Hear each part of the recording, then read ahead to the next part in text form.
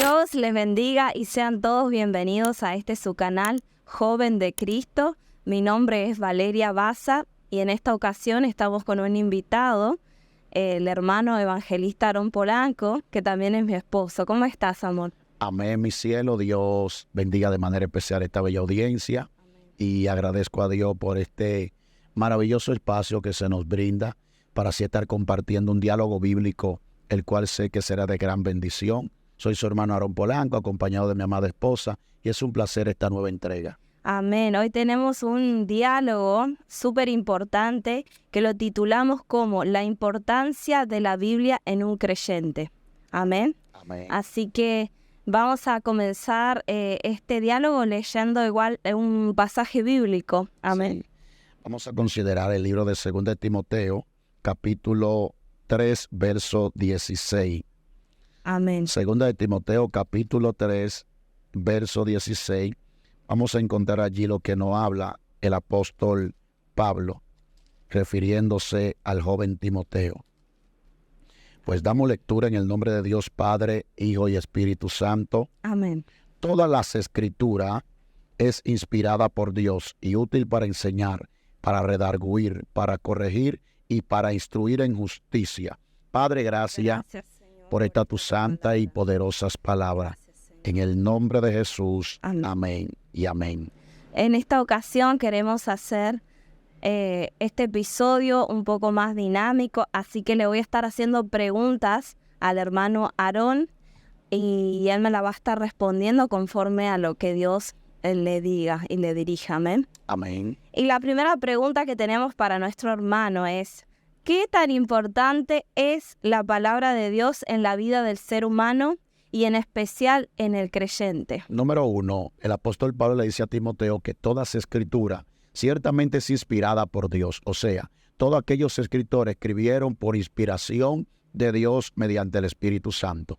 Pablo enfatiza 3 o 4 puntos especiales de las escrituras. Número 1, útil para enseñar. Ellas nos enseñan el pensamiento de Dios y el propósito de Dios para con nosotros. Número 2, útil para redarguir. La palabra redarguir es confrontar falsas enseñanzas y falsas herejías. Número 3, útil para corregir. Ellas me disciplinan. Y número 4, útil para instruir. La palabra de Dios está dotada de estas cuatro herramientas, las cuales pueden ser de gran provecho y de gran bendición para la vida de un creyente. Amén. Podríamos decir que la palabra de Dios es útil para toda área en nuestra vida. Amén. Amén. La segunda pregunta que tenemos es: ¿por qué crees que Dios dejó la Biblia al ser humano y en especial a sus hijos?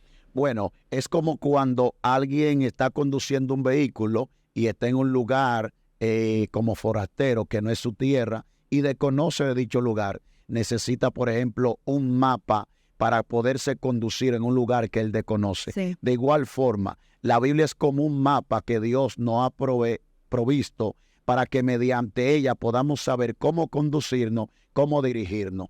Amén. Podemos decir entonces que la palabra de Dios es como un manual de instrucciones. Correcto. Que nos ha dejado para que podamos desarrollarnos como seres humanos en toda área. Sí. Amén. Por tanto, para conocer a Dios, saber el pensamiento de Dios, de la manera que Dios quiere que nosotros nos conduzcamos, necesitamos tener conocimiento de su palabra. Y es la crisis que se está viviendo hoy en día. Muchas personas tienen informaciones, tienen datos de cosas básicas, de cosas comunes, pero desconocen realmente lo más valioso sobre el planeta Tierra, que es la palabra de Dios, ya plasmada en la Biblia o en este maravilloso libro. Amén, así mismo. No es malo, aclaramos ahí un punto, tener conocimiento en lo secular, porque muchas veces los seres humanos nos preparamos en lo secular, ya sea en una academia, en algo, pero también cuando el ser humano puede tener conocimiento de la palabra de Dios es cuando el humano está completo. Sí. Amén. Porque es como un arma de doble filo. Podemos entender la palabra de Dios en todo aspecto y también podemos llevarlo al ámbito secular también para poder predicarle a aquellos que no han sido evangelizados. Interesante, mi cielo. Amén. Seguimos con las preguntas. ¿Es lo mismo leer que estudiar la Biblia? Bueno, leer la Biblia sería como una lectura común y corriente. Estudiar la Biblia es profundizarla, indagar el por qué, cuándo se escribió, dónde se escribió, la cultura en donde se escribió y el por qué se escribió. Ejemplo, en San Juan capítulo 5, verso 39, vemos a Jesús dando una referencia diciendo: escudriñad las sagradas escrituras, porque ellas son las que dan testimonio de mí. Sí. La palabra escudriñar es buscar el porqué de la cosa. Cristo lo que está diciendo: indaguemos las sagradas escrituras. Note algo, hay algo que se llama hermenéutica. ¿Qué es la hermenéutica? Es dar la interpretación correcta a las sagradas escrituras. La hermenéutica consiste en 4 pasos. Número 1, el lugar donde se escribió. Número 2, el tiempo en el que se escribió. Número 3, la cultura de donde se escribió. Y número 4, el por qué se escribió. Por tanto, cuando yo conozco la hermenéutica, cuando abordo un pasaje bíblico, Sí. un libro de las Sagradas Escrituras, de los 66 libros, ya sé la razón, el por qué, la cultura y para quién se escribió. Por tanto, hay una gran diferencia entre leer la Biblia y estudiar la Biblia. Amén. Así que tenga en cuenta esto. Leer es algo llano Sí. y quizás algo se nos quede, ¿no? Leyendo, pero estudiarla es profundizar, es escudriñar, como dijo Cristo. Sí. Es como meterse en el océano a bucear. Eso es escudriñar. Eso es escudriñar. Y también hay otra pregunta aquí, es si todos los libros de la Biblia son iguales en cuanto a lo que hablan los autores.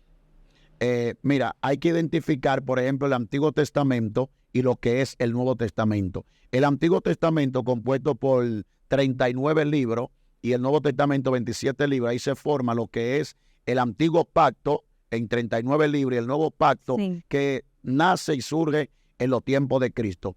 Ahí podemos ver los tiempos de la ley y los tiempos cuando nace la iglesia primitiva, según Hechos capítulo, de ese lugar donde nace la iglesia primitiva. Amén. Ya estamos hablando de la era de mayormente de la dispersación, de la gracia, de cuando los evangelios, los apóstoles fueron seleccionados para anunciar y dar testimonio de Cristo y hablar acerca, ¿verdad?, del gran sacrificio de Cristo, su muerte y resurrección, y qué logramos y obtenemos a través de esa muerte y resurrección de Cristo, que es reconciliación para con Dios. Cuando yo leo el libro de Marcos, ejemplo, los 4 evangelios, Mateo, Marcos, Lucas y Juan, cada escritor habló de la biografía de Cristo, de la vida de Cristo, pero cada uno de ellos escribió para un pueblo diferente. Ejemplo, Mateo escribe para los judíos, Marcos escribe para los romanos, Lucas escribe para los griegos y Juan escribe universalmente para todo el mundo. Entonces tengo que ver la diferencia para qué público se escribió. Amén. Entonces podemos decir que el antiguo pacto era una sombra del Cristo venidero, Sí. que en el nuevo pacto. Amén. Entonces seguimos con las preguntas. ¿Qué tanto o en qué frecuencia se recomienda leer la palabra de Dios? Mira, cuando nos vamos al libro de Deuteronomio, por cierto, su capítulo 6, versículo 4, nos habla del Shema de Israel. La palabra Shema en hebreo es oye Israel. Y dice, oye Israel, el Señor tu Dios uno es. Y más luego vemos los siguientes versículos, Dios encomendando. ¿Cuántas veces al día tenían que leer las Sagradas Escrituras? Pregúntame cuántas veces. ¿Cuántas veces? 4 veces. Número 1, antes de acostarse. Número 2, al despertarse. Número 3, cuando iban por la calle. Y número 4, y cuando estuviesen dentro de la casa. Y dice que ellos tenían que escribir las escrituras en los linternos, en la puerta. O sea, para tener contacto 24/7 con las Sagradas Escrituras. Nosotros tenemos que ponerle empeño a las Escrituras. Tenemos que tener pasión por las Escrituras. Tenemos que, la Escritura debe ocupar el primer lugar en nuestra vida. Es el propósito de Dios para con nosotros, porque mediante la Escritura es el primer medio por la cual podemos conocer a Dios. Y tenemos personas que se olvidaron la última vez que leyeron la Biblia. Wow, sí. Esa decadencia se ve mucho. Claro. A veces en el pueblo de Dios. Solamente a veces se habla en la Biblia cuando vamos a la iglesia y en las horas que leen la palabra y quizás minutos a Sí. veces, y se cierra y no se lee más. Bueno, Y algo va más, mi cielo. sí. Nota el capítulo de los Salmos. Uno de los deleites del salmista era escudriñar las escrituras. Sí. Por eso él dice, bienaventurado el hombre que no anduvo en consejo de malos, ni estuvo en camino de pecadores, sino que en la ley de Jehová está su delicia. Y en ella medita de día y de noche. Lo que está diciendo, una constante comunión con las escrituras. No es un trabajo, no es una obligación. Más bien, tiene que convertirse en nosotros un deleite, en algo que tú te deleitas, algo que te apasiona. Por ejemplo, Sí. nosotros en particular como pareja, nuestra pasión es las Sagradas Escrituras. Amén. Es la palabra de Dios, es lo que ocupa el primer lugar en nuestra vida. Amén. Así vemos como en la cultura hebrea, y actualmente todavía lo usan en el Nuevo Testamento, Cristo hace mención de unas filacterias que actualmente se usan en los brazos. Son unas pequeñas cajas de cuero cuadradas que las hacen y le hacen tiras de cuero y se las ponen Sí. en los brazos así envueltas, y adentro de esa caja dice que está dividida en 4 y en cada orificio hay un rollito envuelto Sí. con la palabra de Dios. Esto actualmente lo usan en la cultura hebrea o judía, y así es como ellos durante el día pueden Sí. tomarse unos minutos y sacar un papelito de ahí y leerlo y así memorizarlo. Sí. Amén. Era el mandato de Dios para la vestimenta sacerdotal. Dice que Sí. en la punta de su borde estaban esas filaterías que representaban la palabra y los mandamientos de Dios. De igual forma, cuando la mujer del flujo de sangre tocó el manto de Jesús, ella lo que está reconociendo a Cristo como el gran sumo sacerdote. Ella lo que está haciendo es que está tocando la palabra. Y ella entiende que esa palabra tiene el poder para sanarla y para restaurarla. Ella estaba actuando en un conocimiento plenamente de la palabra de Dios. Y esa misma palabra que ella tocó en el borde del manto fue lo que efectuó el milagro en ella. Amén, así mismo. Bueno, ahora unas preguntas para hacértelas a vos en particular. ¿Cómo Aarón Polanco recibió y formó con la ayuda de Dios el conocimiento bíblico? Bueno, número uno, yo en realidad, yo sé que esto va a ser de gran provecho para esa bella audiencia que está ahí. Amén. Yo leía las Sagradas Escrituras en mis inicios y no tenía iluminación ni revelación de la misma. En el libro de los Salmos, capítulo 119, en el versículo 18, vamos a ver una oración que hizo David. David hizo una oración de la siguiente manera: dijo, Jehová, abre mis ojos para ver la maravilla de tu ley. Lo primero es, el apasionado por la palabra debe orar para que Dios le dé la iluminación y la interpretación correcta, Amén. tal como hizo David. Yo comencé a orar, Señor, ¿por qué quiero predicar, pero no me fluye tu palabra? No me fluye la revelación. Y Dios me permitió vivir una experiencia. Recuerdo que estaba en el templo y estaba leyendo la palabra a partir de la hora 12 de la madrugada. Y mientras estoy leyendo la palabra con la Biblia abierta, estaba sentado en el púlpito, cerca del púlpito, o sea, el altar. Y tuve como una éxtasis, pero lo viví en carne propia, donde sentí que algo descendió del cielo. Wow. Y de repente, como con un bisturí, me abrió el cráneo. Lo estoy viendo en carne propia y estoy sentado en una silla. Y puedo sentir como un chique, el Espíritu Santo me incrusta en la memoria. Y instantáneamente siento que se me cierra la cabeza y empiezo a ver la escritura, que la tengo abierta la Biblia en el momento, fluyéndome, y el Espíritu Santo guiándome y dándome la iluminación y la interpretación. Y de ese día entendí que Dios abrió mis ojos y me trajo la iluminación y la revelación de la palabra. Por eso Dios me ha dado la oportunidad para su gloria y luego para edificación propia y para la edificación del pueblo de Dios, que instantáneamente leo un verso bíblico, tengo la iluminación y la interpretación. Y así, de esa forma, fue mi experiencia en cuanto al conocimiento bíblico. Amén. Yo quería hacerte esa pregunta porque muchos tendrán la curiosidad esa de cómo se formó Aarón. Quizás muchos dirán, fuiste a varios seminarios, hiciste carreras teológicas, y por ahí esto anima también a los nuevos creyentes o a los que están ahí pidiendo conocimiento para que no se rindan y sigan pidiéndole a Dios, porque Dios es el que le da el conocimiento al hombre. sabemos que esto no es de nuestro, sino de Dios. Amén. Y lo has recibido de Dios. Y una Sí. parte más, mi cielo, nota, la Biblia dice que Dios le dio a Salomón mucha sabiduría, pero Salomón no se quedó ahí. Dice que Salomón dedicó su corazón a adquirir sabiduría.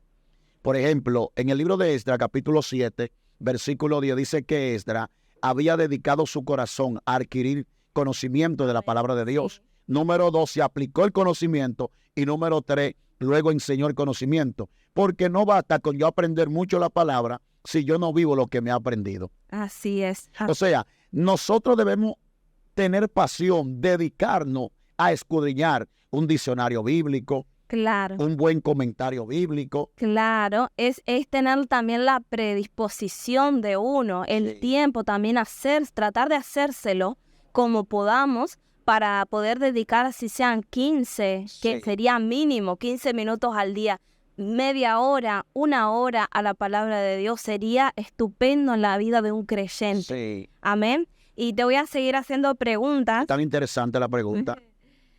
¿Cómo Aarón Polanco conoció la importancia de la Biblia en su vida? Bueno, ¿cómo Aarón Polanco conoció la importancia de la Biblia en su vida? Cuando vemos el capítulo 4 de San Juan, cuando Jesús fue tentado en el desierto por el enemigo, Sí. con la alma más poderosa que Cristo pudo vencer a Satanás, fue con las Escrituras. Wow. Entonces, ese verso bíblico me ilumina el poder de la palabra. Nota que Hebreos 4:12 nos dice que la palabra de Dios es como una espada de doble filo. O sea, el arma de defensa del creyente antes del ayuno, antes de la oración, es la palabra. Amén. Sí. Entonces, cuando yo tengo la palabra, yo tengo mi alma de defensa, mi alma de ataque. Y ahí pude entender la importancia de tener conocimiento de la palabra de Dios. Sí, además quiero agregar ahí algo, que Dios hizo todo con su palabra. Wow, poderoso. Él dijo Bará y empezó a crear, Bereshit en el principio, y dice la palabra de Dios, Él hizo todo con la palabra, amén. Entonces, vemos cómo a lo largo de la Biblia, vemos cómo la palabra sustenta a los hombres de Dios. Sí. Cuando reciben esa revelación y la plasman en esto que hoy tenemos, que es la Biblia. Sí. Amén. Entonces es importante adquirir conocimiento de la palabra de Dios. 100%. El libro de Osea dice, hablando del Señor, mi pueblo pereció por falta de conocimiento y porque desecharon el conocimiento. Sí. Cuando yo conozco acerca de Dios, yo me conduzco como Dios ordena. La Biblia dice en San Juan 8, y conoceréis la verdad, y la verdad os hará libre. Una vez conozco la palabra de Dios, conozco la verdad, entonces camino y opero en una dimensión de libertad. La misma palabra me santifica, ¿sabía eso? Sí. San Juan 17:17. Jesús dijo, Padre, santifícalo en tu verdad. Tu palabra es la verdad. O sea, la palabra me dice cómo debo comportarme, qué Dios le gusta y qué Dios no le gusta. O sea, la verdadera santidad genuina es cuando tú conoces la palabra. Sí. Hay personas que están formados por dogma, por concepto de otro, pero no hay una mayor formación y una mejor formación cuando el hombre es formado por la misma palabra. Sí. Y también quería preguntarte, ¿qué peligros o qué consecuencias crees que pueda correr un creyente que no le dedique suficiente tiempo a la palabra de Dios?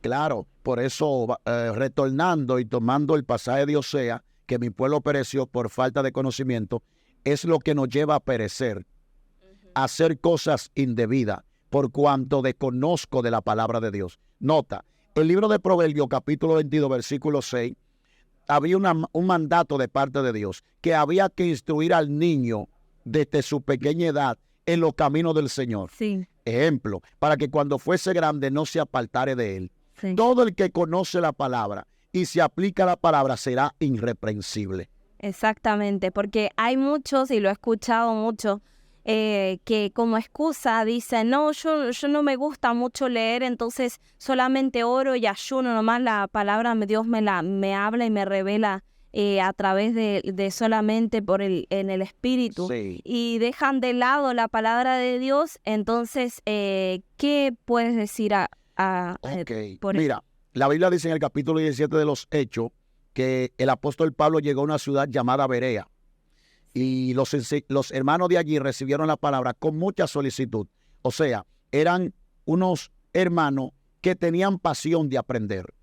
Y dice que cuando Pablo le hablaba, ellos confirmaban en las Escrituras para ver si era cierto lo que Pablo hablaba. Sí. En ese momento solamente existía el Antiguo Testamento dividido en 3 secciones, la ley de Moisés, los salmos y los profetas. Nota algo, eran unos hermanos que para poder confirmar la oratoria, la enseñanza de Pablo, lo confirmaban a la luz de las Sagradas Escrituras. Por tanto, Dios te va a revelar, Dios te va a mostrar, el Espíritu Santo va a hablar contigo, pero nunca Dios ni el Espíritu Santo, que son la misma persona, van a contradecir su palabra. Todo lo que Dios te habla tiene que ir acorde a sus Sagradas Escrituras. Por eso el apóstol Pedro nos dice de que nosotros tenemos la profecía más segura, la cual debemos confiar, la cual es las Sagradas Escrituras de parte de Dios. Un creyente que no ame la palabra es un creyente clencle. Es un creyente que no está nutrido. Es un creyente que nunca tendrá un mensaje 100%, ¿cómo pudiéramos decir esto para no ofender? 100%, o sea, será un mensaje prácticamente ignorante y muchas veces con buenas intenciones, pero lo hará de la manera no correcta, por cuanto desconoce de la palabra de Dios. Claro, porque ignora la palabra de Dios. O sea, lo que podemos llegar a entender con esto es que una cosa no sustituye a la otra. No. Por ejemplo, la oración solamente no sustituye el leer la palabra, no. Porque claramente los proverbios, los salmos, cuando Dios le habla a Josué y cuando le da también los mandamientos a Moisés, claramente Dios habla siempre que quiere que nosotros atesoremos la palabra, sí. Es decir, ¿cómo la vamos a atesorar? Leyéndola, repitiéndola, memorizándola, tratando de poder darle mente o mentalizarla, sí. Profundizarla, es decir, tratar de vivirla también a la palabra de Dios. Entonces, vemos que una cosa no sustituye la otra. No. Tiene que haber un equilibrio. Sí, es el complemento. Sí. Y debe ser lo primordial. La palabra debe prevalecer por encima de todo. Amén. O sea que la podemos a la palabra usar en una guerra espiritual. Claro que sí. El apóstol Pablo nos habla en Efesios 6 en adelante de las 6 armaduras que el cristiano tiene. No habla del yelmo, que es el casco protector, que es equivalente a la salvación. No habla de la coraza, de justicia, que es equivalente a lo que nos cuida el pecho o el corazón, sí. Para que ningún dardo penetre. No habla del escudo, es equivalente a la fe. Sí. No habla del calzado, del aprieto del evangelio, es equivalente a aquello que anuncian el evangelio. Sí. Pero hay una alma, y es la más poderosa. Pregúntame cuál. ¿Cuál? No habla de la palabra del Espíritu, la espada del Espíritu, sí. La cual es sinónimo a la palabra. Los otros sirven como para esquivar, pero lo único que se emplea para contraatacar es la espada. Por tanto, el que no tiene la palabra no sabe cómo atacar ni cómo pelear contra el reino de la tiniebla. Claro, porque también vemos el ejemplo que había dado mi esposo al principio, que Jesús contrarrestó las tentaciones que traía, que trataban de traerle confusión al mismo, sí. Cristo y hacerlo dudar de que él era el Hijo de Dios. Sí. Entonces él lo contrarrestó con la palabra de Dios. Ahí vemos la importancia que tiene la palabra de Dios en nuestras vidas como creyentes. Amén. Seguimos con las preguntas. ¿Cómo le recomendarías a un nuevo creyente empezar a leer y a estudiar la Biblia? Ok, ¿cómo recomendarle a un nuevo creyente empezar a leer la Biblia? De manera personal, le recomiendo primeramente los 4 evangelios. ¿Por qué los 4 evangelios, mi cielo? Porque son los 4 libros que especialmente se enfocan en únicamente hablarnos de la vida de Cristo. Amén. Y el corazón de la Biblia es Jesús. Amén. Entonces, cuando conocemos la vida de Cristo, se nos hace más fácil poder conocer toda la demás escritura.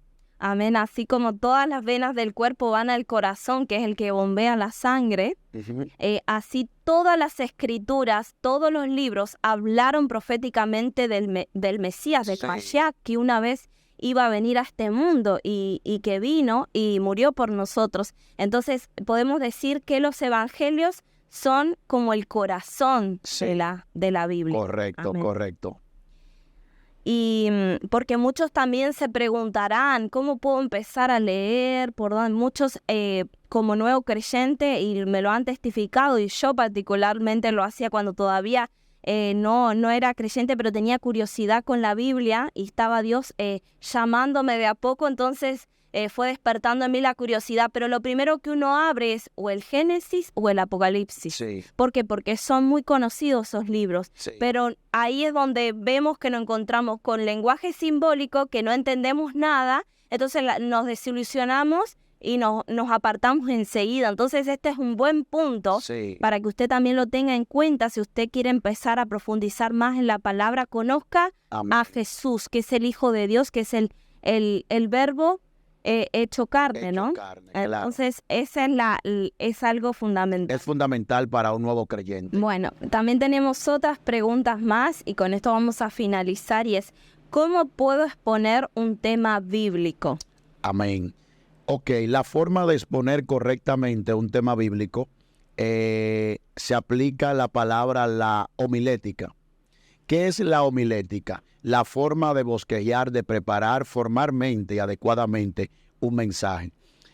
Algunas personas descartan esto, la formación de un mensaje o preparar un mensaje, y muchos se basan, no, que el Espíritu Santo me revele en el momento, pero escribir no está de más, porque el mismo Dios, cuando entregó los 10 mandamientos a Moisés para el pueblo, dice que el mismo Dios fue quien escribió. Y Dios en diferentes ocasiones le decía a los profetas, escribe lo que te muestro, escribe lo que te hablo, tanto como el caso del profeta Ezequiel y el profeta Habacuc. Número 1, lo primero que yo debo abordar para preparar un mensaje es el tema que voy a usar. Amén. O sea, tengo que buscar el tema. Puede darse, por ejemplo, el tema del amor. Ahí escudriño y profundizo. Por ejemplo, hay 3 tipos de amor: el amor filial, el amor ágape y el amor eros. El amor conyugal, el amor de amistad y el amor de Dios. Entonces, me voy a la concordancia bíblica y busco versos que concuerde con el tema que voy a tratar. Recuerda esto, el tema es el mensaje y el mensaje es el tema desarrollado. Amén, así mismo es.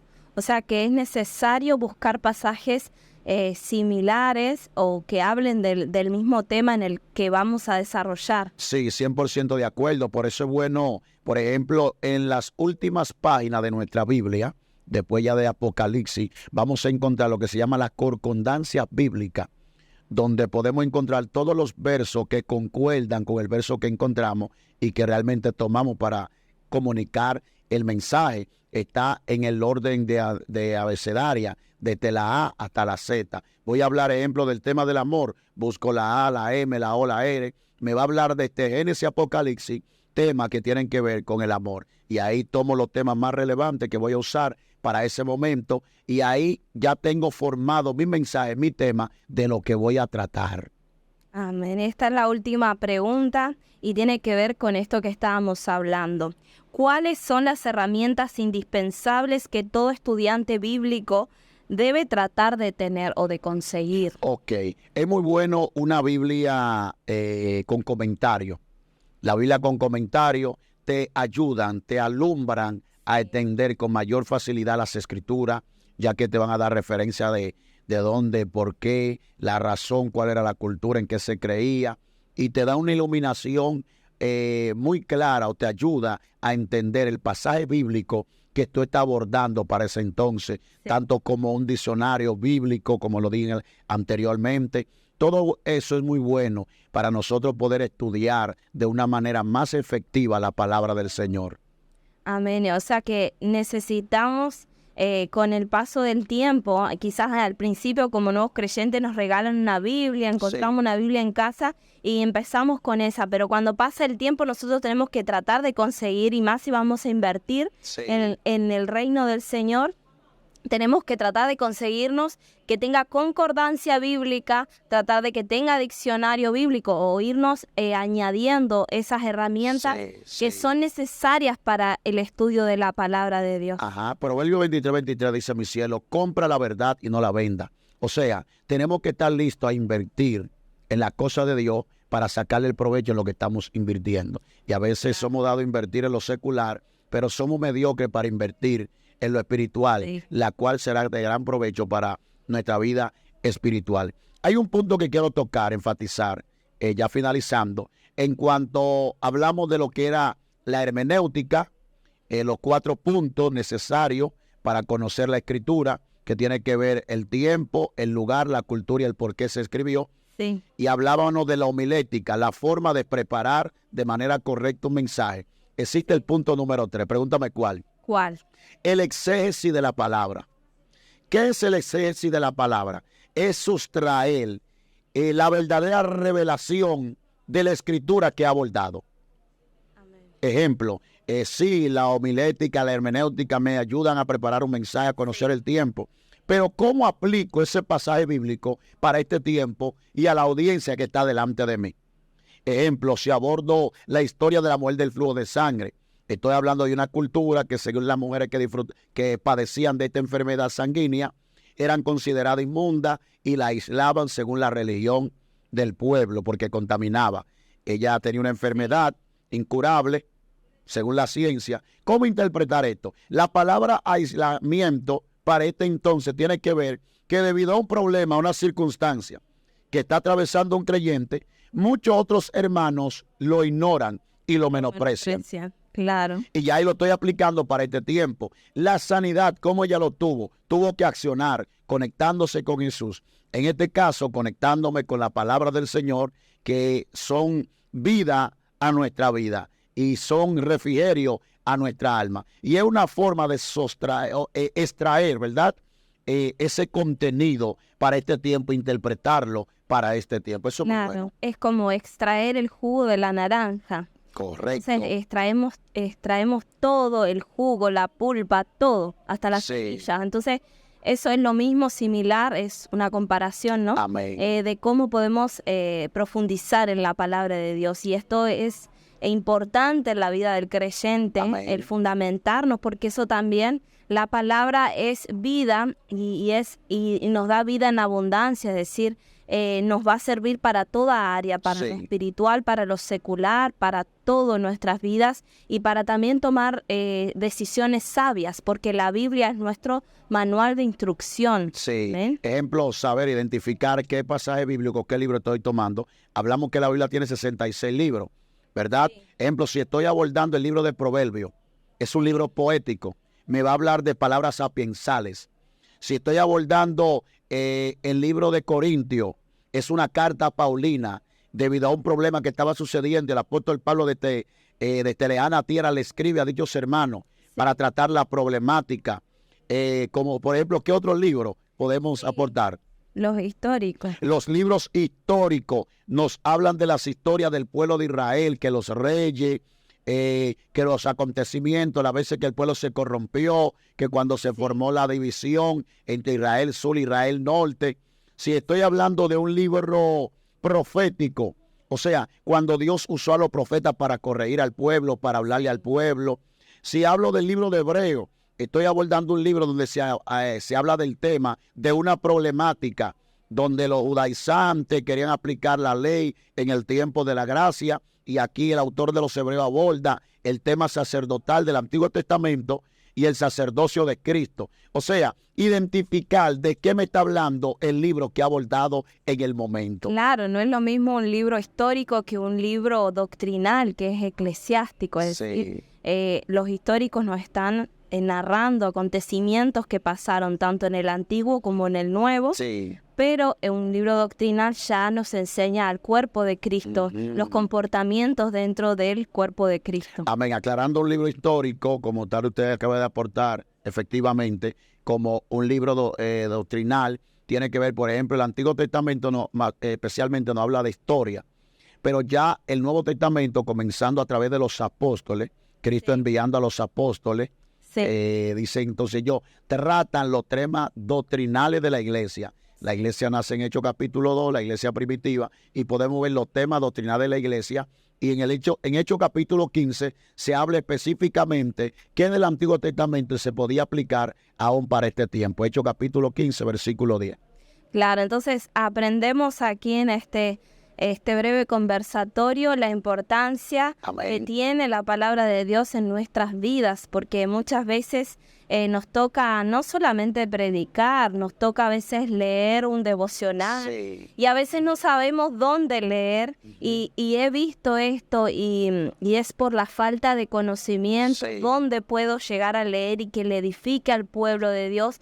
Y he visto esto de que la Biblia está cerrada y la abren así de forma improvisada y donde ponen el dedo, eso leen y a veces lo que está queriendo leer dice, y Judas se ahorcó, es decir, ¿no? Lo estoy parafraseando, ¿no? Y entonces eso no en un devocional bíblico, en una iglesia, en una congregación, no edifica para nada porque quizás haya creyentes. Muy interesante, muy cierto. Para.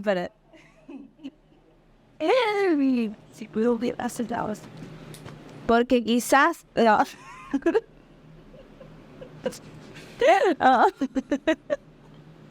Ay, por Dios. Está bien, señorita, goces. ¿Para qué quiere?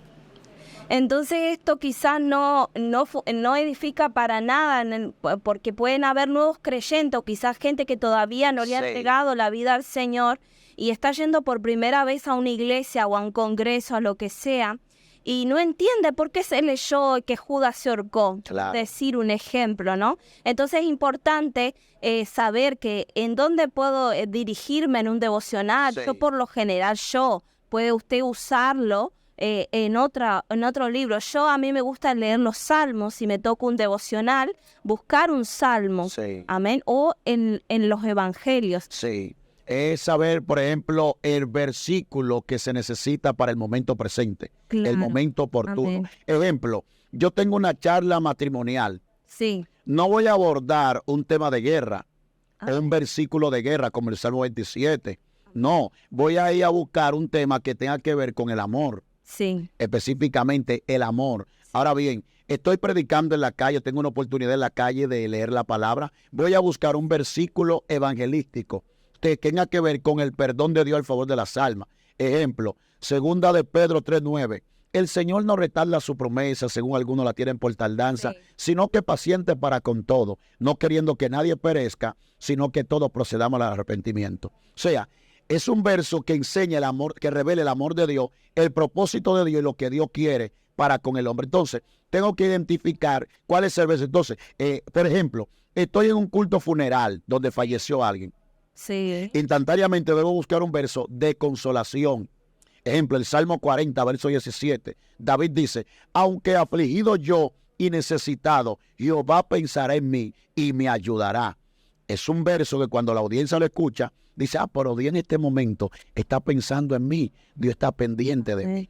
Exactamente, por eso se nos puede dar la ocasión de que estemos en un funeral y en un funeral de creyentes y no creyentes. Entonces tenemos que saber aplicar la palabra de Dios, el discernimiento, el conocimiento que nos haya dado Dios. Por supuesto, cuando uno es nuevo creyente, a veces no sabe cómo empezar, pero uno que ya tiene más de 2 años en Cristo, tiene que empezar a buscar esas herramientas. Y aún los que no saben, van a aprender desde hoy. Claro, y aprender a buscar, que quizás muchos usan este versículo para el funeral de un creyente que dice, estimada es a Jehová la muerte de sus santos.